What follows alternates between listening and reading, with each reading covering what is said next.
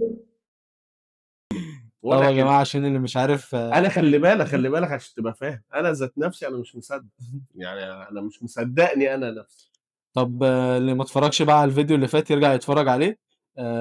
كابتن وائل بقى المذيع الداخلي لاستاد اسكندرية، وبالأخص ماتشات الاتحاد.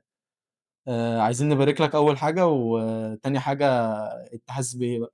لا الله يبارك فيك طبعا، احساس ما يتوصفش يعني، خاصة لما رحت واستلمت بالفعل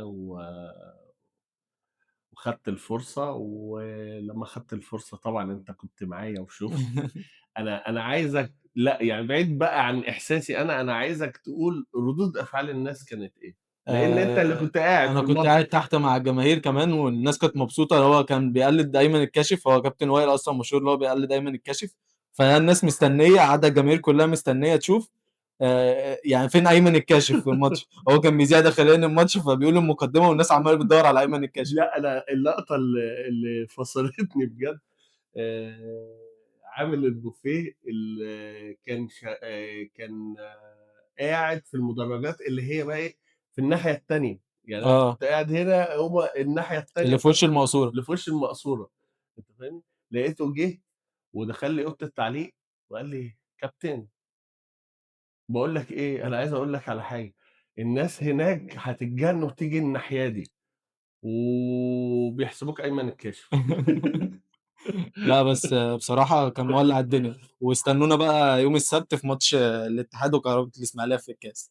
هقول ايه واعيد ايه يا اصدقائي، انما فعلا الصورة بألف كلمة. ودائما وأبدا عندنا الإمكانيات والمهارات، إنما هقول في المباراة اللي جاية قصايد كتيرة جدا جدا جدا. هنشوف وهنتابع، عايزكم تتابعوا، ها أنا بقول لكم أهو. طب خلينا بقى نروح بقى لشوية الأخبار بتاعتنا اللي بنقعد نقولها دي.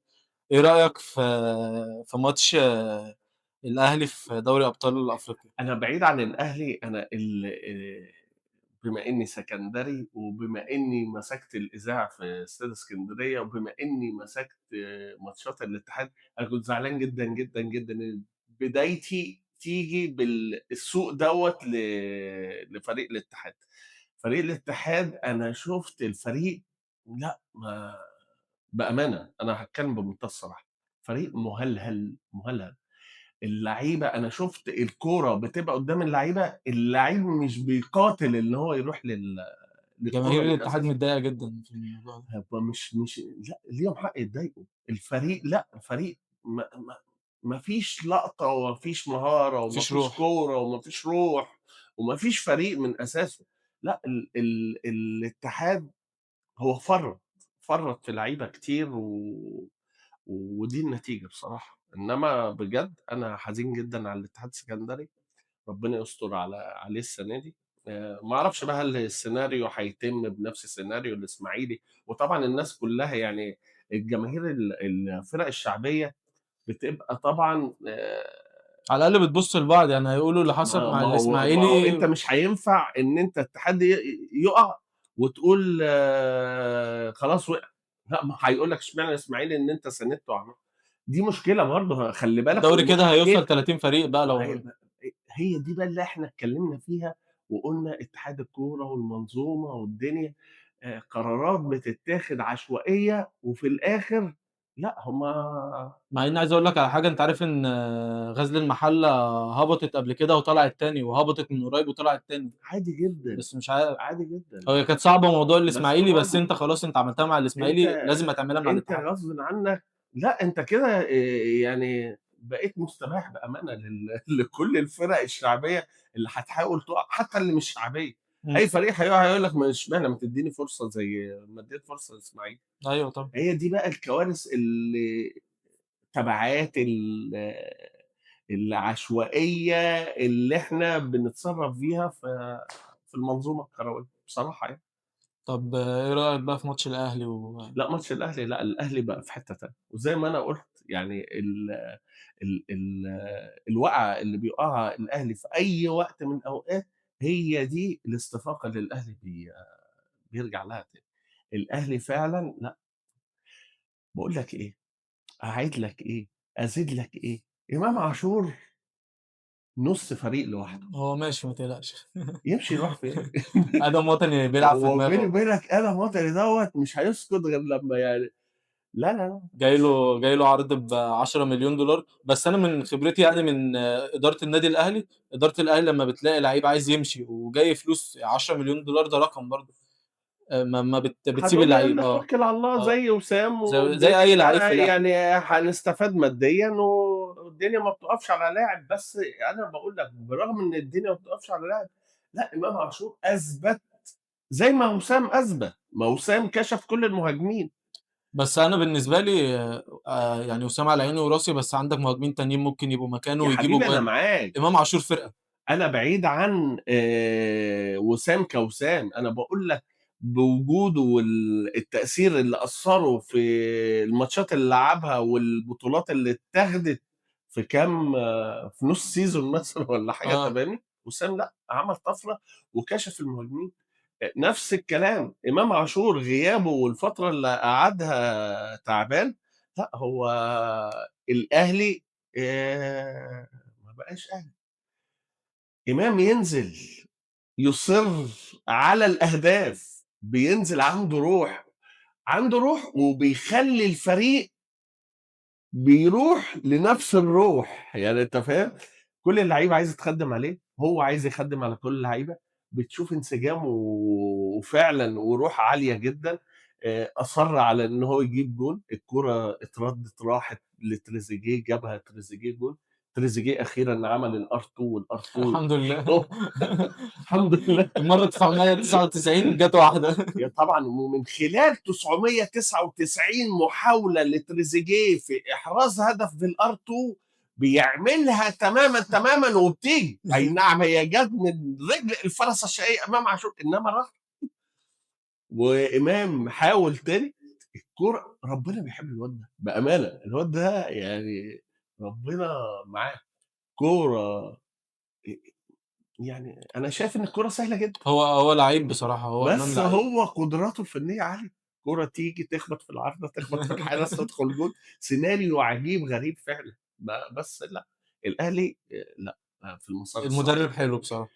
الأهلي في المسار الصحيح والمدير الفني لأ، إمكانياته وبصماته باينة. أنت بتشوف في جُمل وفي ضغط على خصم ما بيضغطوش بلعب، بيلعبوا بضغط ب2 و3 وباستحواذ لأ، في أداء، في أداء. الأهلي إن شاء الله في المسار الصحيح بإذن الله. هو طبعًا خلّينا نسيبنا بقى من مشاكل العالم الأول دي وننزل بقى إيه، نشوف الزمالك وهو بيجدح تحت مع المجتمع الزمالك ده ربنا يقويه إيه رأيك بقى في بأمانة. اللي بيحصل في إيه اللي الزمالك؟ رأيي في إيه؟ هو يعني أنا مش فاهم. هو دلوقتي ما هو قال لك أنا دلوقتي السفينة بخُرم أنا بامشي بيها. دغدغوا السفينة، استلموها بخُرم. ده هو كان يا دوبك خُرم صغنون، كان يعني إيه، ثقب صغنون، أنت فاهمني؟ دمّر السفينة، حرام لأ وفي الآخر رايح يقدّم استقالته، طب أنت رايح تقدّم استقالتك أنت والمجلس بتاعك، ليه؟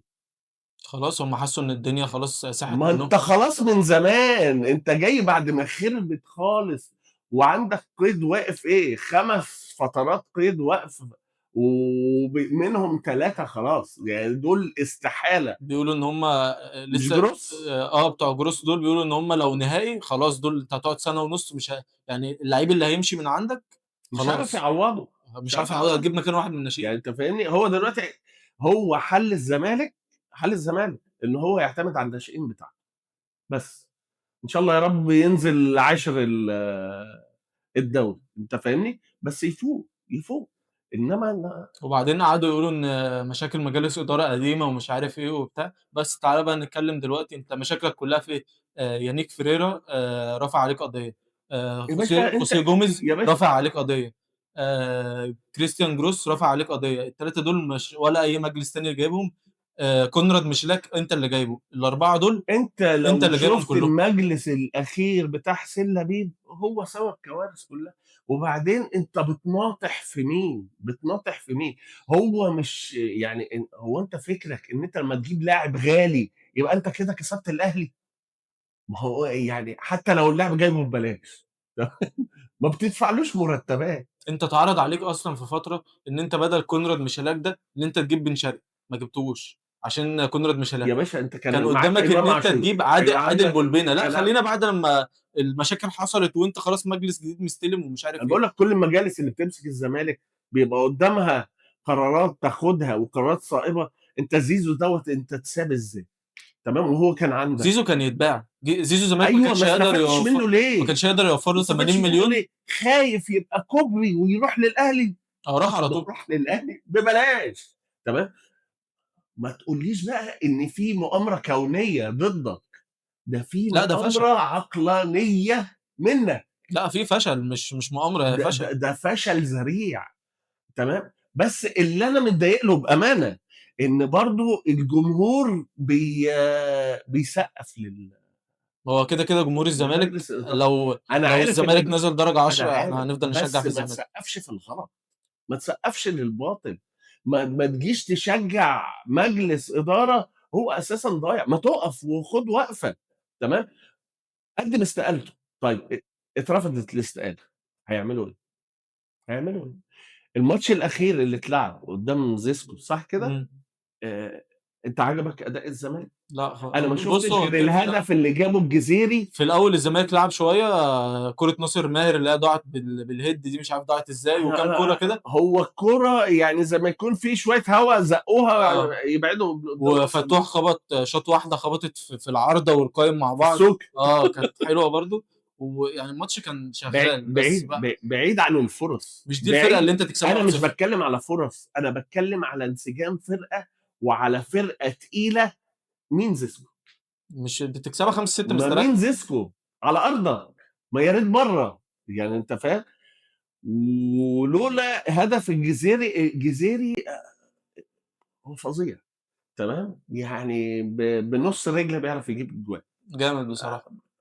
فظيع. انت فاهم. بزيرة وغيره وغيره وغيره.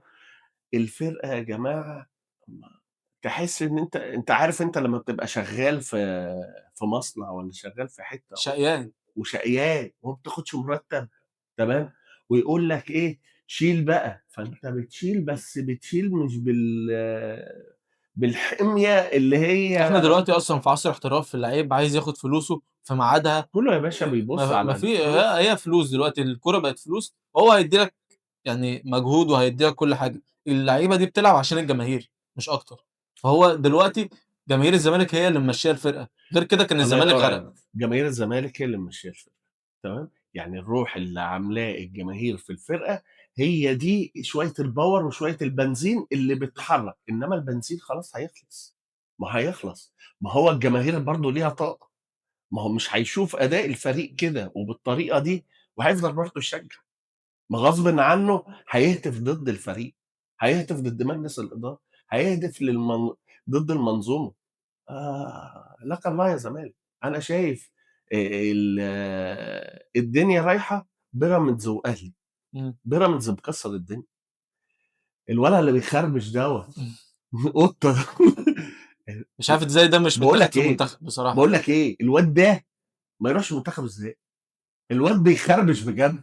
الواد جون فظيع. برجله، هاتريك هاتريك. بدماغه. وبعدين لا، ولد خفيف ولعيب. شيبي وقطة وفستون وفيستون مايلي. مايلي لا، منظومة بيراميدز بجد منظومة احترافية. أنا اللي بشفق عليه بجد في منظومة بيراميدز وربنا يعني. بس هو دمر نفسه رمضان صبحي. تمام. ده من أكتر اللعيبة اللي أثرت فيا لأن أنا كنت بعشق الواد ده. مم. بعشقه عشق. تمام. يعني أنا لو قالوا لي رمضان صبحي هيروح الأهلي بكرة أنا هقعد ارقص. مع ان في جماهير كتير عكس كده. وعايز اقول لك على حاجه، يعني حاجه خدت بالي منها، مفيش لعيب بيجي على الجماهير وبيكسب يعني، ايا كان الجماهير دي مين. اه طبعا. يعني لو فكرت كده اي لعيب فاهم بتاع لقطه، او اللي هو فضل اللي هو بعد ما كان الجماهير بتحبه قوي وفكر ان هو يمشي. لو جينا بقى من اول مؤمن زكريا كهربا مش انت بتنوه لزيزو. لا لا مش زيزو والله حاسك عموما. كده لا بترميها كده. لا لا بس والله. ما زيزو هو امام اسمه ايه ده، انا رمضان شايف. صبحي، ما هو مش ملوش علاقه بالزمالك وهو فاهم يعني. انا فاهم بس يعني ما تنوهش برضه لزيزو. لأ زيزو زيزو في لا الأهلي ربنا يبعد عنه أي لأ شر. زيزو في الأهلي عامل حالة بأمانة، يعني حتى خلّي بالك اللاعب الماتش اللي فات كان مصاب وتحمّل على إمم. نَفْسه وعمل assist جميل أوي هو عمل الكورنرات بتاعته بصراحة اللي هي بيضبطها هو يعني. لأ الواد مميز بصراحة، وبعدين بيدوس X مع R2 مع مش عارف إيه، أنت فاهم؟ واللي على دماغ هو اللعيب. هوبا جون. رمضان صبحي ربنا طبعًا ما يوقّع حد في اللي هو فيه دوّة، إنما لأ، دمّر نَفْسه موضوع المنشطات، وما نقولش برضه إن في مؤامرة ضده، لإن لأ مش ممكن يعني، إمم. مش ممكن يكون القضاء بتاعنا يعني هيبقى بالسذاجة اللي هو يعني عشان خاطر أهلي والّا زمالك هييجي ضد مصلحة لاعب يعني، لا، لأ طبعًا هو هو أصلًا طبعًا الموضوع هو لابسه لعب كده، في كده غلطان. خلاص لأ، لأ، لأ. آآ في حاجات كتير أوي في المنظومة الكروية عندنا لازم تتصحّح، أنت مش ملاحظ إن الناس بدأت لإن تزهق من الكورة؟ المنتخب باقول لك إيه، أنا لمّا بيتقال لي في ماتش المنتخب، في ماتش الأهلي، خلّي بالك أنا في ماتشات كتير ما باتابعهاش، إمم. الموضوع بقى ما ممل. بقاش في الشغف وما بقاش في اللي هو الحمية اللي هي بتاعة زمان بقى إيه، في ماتش يالّا بينا وبتاع وكلام من دوّة ونلِم بعضينا ونروح نقعد على كافيه والّا على قهوة وبتاع، ما لأ، الناس زهقت. منتخب، تصريحات حسام حسن، إيه يا عم اللي أنت بيزعق بتعمله؟ لنا. إيه يا عم اللي أنت بتعمله؟ وأنت يا لسه ما عم نمتش لغاية يا دلوقتي، تعالَ خُش نام.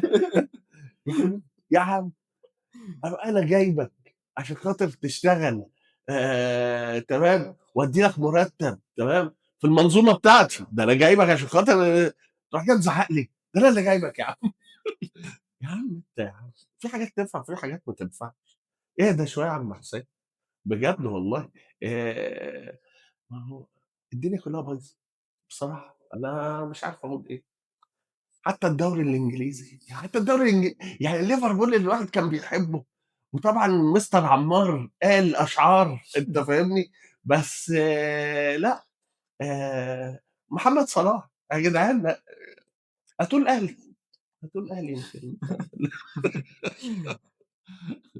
بجد أنا مبسوط، مبسوط أولًا من موضوع الإذاعة وموضوع الاستاد يا ريت تتابعوا الموضوع دوّة، مبسوط جدًا بمستر عمار الكابتن عمار بدخوله معانا في فريق تشكيلة، وهو مميز جدًا ومتابع جدًا للدوري الإنجليزي والدوري الفرنساوي والدوري الألماني وجميع الدوريات عامل حالة معانا هنا في جروب تشكيلة.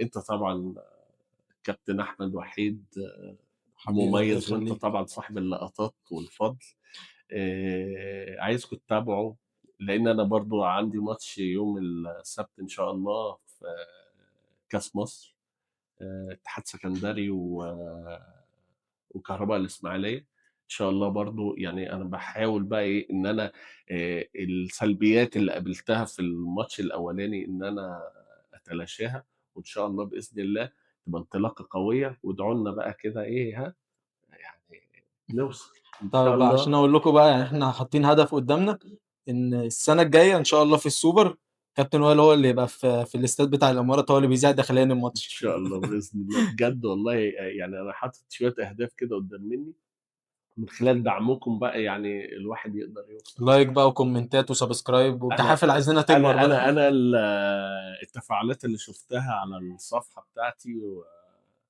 والتعليقات اللي جات لي بصراحة يعني حاجة فرّحتني جامد جدًا، جدًا، لدرجة إن أنا آآ من كتر الفرحة اللي أنا فيها أنا بكيت بأمانة، لإن أنا ما كنتش مستوعب، ما كنتش مصدّق إن ممكن إن أنا أعمل حالة، يعني أنا في ناس من الصحافة في بعض إخواننا الصحفيين كلموني، في بعض الصفحات كلموني، وحاجات أنا ما كنتش مستوعبها ولا مصدّقها، بس أنا كوائل عاشور، أنا كنت مصدّق نَفْسي، يعني ساعات يعني ناس كتير كانت بتهاجمني، ناس كتير كانت بتقول لي: "إيه اللي أنت بتعمله دوّة؟" ناس كتير لأ، اللي أنت بتعمله دوّة سلبيات مش إيجابيات، صدّقت نَفْسي، أنا كنت صدّقت مصدّقها.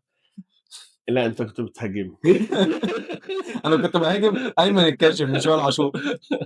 أنت كنت بتهاجمني، بس أنا كنت حاسس باللي جوايا إن أنا أقدر أعبّر بيه وأقدر أطلع بحاجة كويسة، والحمد لله رب العالمين يعني أنا شايف فرحة الناس وفرحتي وفرحتكم والدعم إن شاء الله بإذن الله نقدّم حاجة كويسة وإن شاء الله نطلع لقدّام بإذن الله.